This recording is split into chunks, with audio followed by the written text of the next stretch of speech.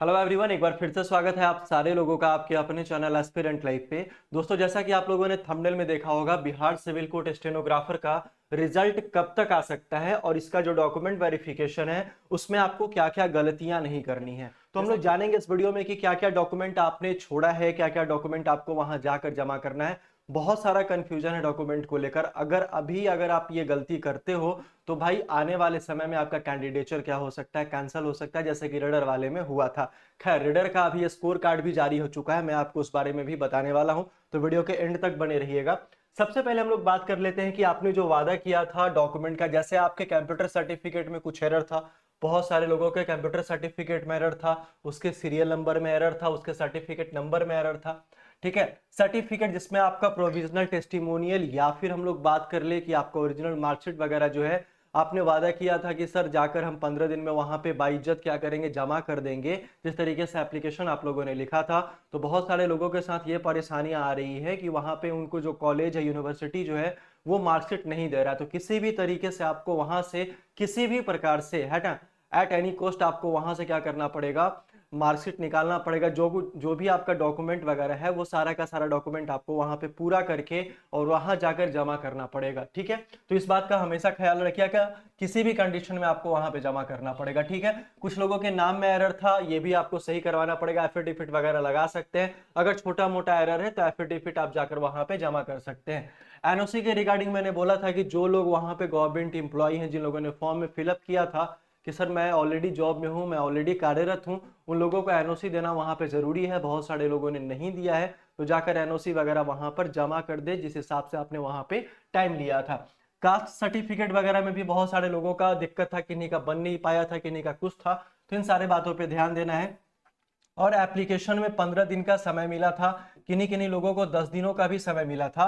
और किसी किसी इंटरव्यू सेंटर पे ये भी कहा गया है कि जब आपका फाइनल ज्वाइनिंग हो जाएगा उस समय आप ओरिजिनल सर्टिफिकेट वगैरह दे दीजिएगा। तो जिस तरीके से जहां भी कहा, मतलब जो कुछ भी आपसे कहा गया है वहां पे उस तरीके को, जो भी आपका बात है उस तरीके के बात को आप वहां पे फॉलो करिएगा।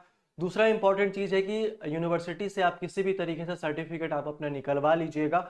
और अभी एक और मन में बात चल रहा है कि अगर वहां पे सर अभी तो कोर्ट बंद होगा या फिर कोर्ट खुला होगा, तो कोर्ट तो अभी फिलहाल बंद है। या आपका 12 या 13 को कोर्ट ओपन होने का संभावना है, जिस दिन आपका मंडे हो रहा है। ठीक है, तो उस दिन आप एक बार जाकर वहां पता कर लो और वहां जाकर आप सर्टिफिकेट वगैरह अच्छे से जमा कर देना।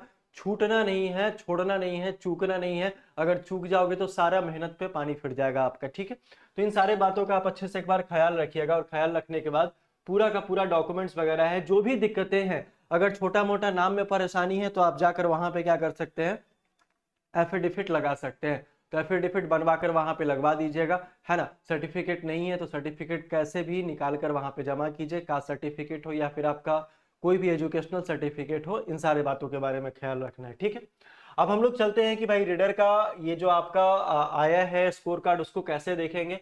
तो बहुत सारे लोगों को पता नहीं होता है, मैं आपको बता देना चाहता हूँ यहाँ पे कि ये डिस्ट्रिक्ट कोर्ट ऑफ पटना का वेबसाइट है। यहाँ पे अगर आप जाओगे तो होम पे जाना है, नोटिस में नहीं आया है। ठीक है, नोटिस में नहीं आया है, आपको होम पे जाना है। जाकर आप यहाँ पे स्कोर कार्ड देखो, ये लिखा है कि link for score card in connection with appointment to the post of court reader cum deposition writer, employment number इतना।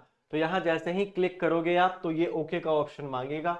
और जैसे ही ओके का ऑप्शन मांगेगा तो आप यहाँ पे ये सारे चीज आप रजिस्ट्रेशन नंबर और पासवर्ड डालकर ये यहाँ पे आप फाइनल कर सकते हो। देख सकते हो कि हमारा स्कोर कार्ड क्या रहा है और क्या नहीं रहा है। ठीक है, तो गलतियां कम करनी है और सारी चीजों के बारे में ख्याल रखना है। एक एक सर्टिफिकेट आपका बहुत ही ज्यादा इंपॉर्टेंट हो जाता है आपके एग्जाम के लिए। ठीक है, और ये आपका फाइनल सिलेक्शन है तो आपको तो ख्याल रखना ही पड़ेगा। मैं इसी तरीके से क्लर्क और प्यून वाले को भी कहना चाहता हूं कि अपना जितना भी सर्टिफिकेट है वो सारा का सारा सर्टिफिकेट आप अपने पास रखो, अरेंज करके रखो, डिजी लॉकर में रखो या फिर डॉक्यूमेंट वगैरह निकलवा के हार्ड कॉपी में रख लो वहां पे। जिससे होगा क्या कि आपको कम परेशानी वहां पे देखना पड़ेगा। और जो भी चीजें आपके पास कमी है, जैसे कि आपने देखा कि रडर में क्या नोटिफिकेशन आया था, सर्टिफिकेट में क्या क्या चाहिए था, उसी के हिसाब से आप सब कुछ वहां पे बनवा कर रख लो। क्योंकि आप ऐसा नहीं कहना कि सर आपने बताया नहीं था, सिविल कोर्ट ने कोई नोटिस जारी नहीं किया था, ये ऐसा कुछ मत कहना। ठीक है, दूसरा क्या कि और भी बहुत सारे लोगों के मन में ये भी ख्याल आता है कि सर अगर ऐसा कुछ डॉक्यूमेंट वगैरह जमा करना पड़ेगा तो फिर आपका एप्लीकेशन जारी जो हमने वहां पे दिया है उसके लिए कोई नोटिस जारी किया जाएगा वेबसाइट पे।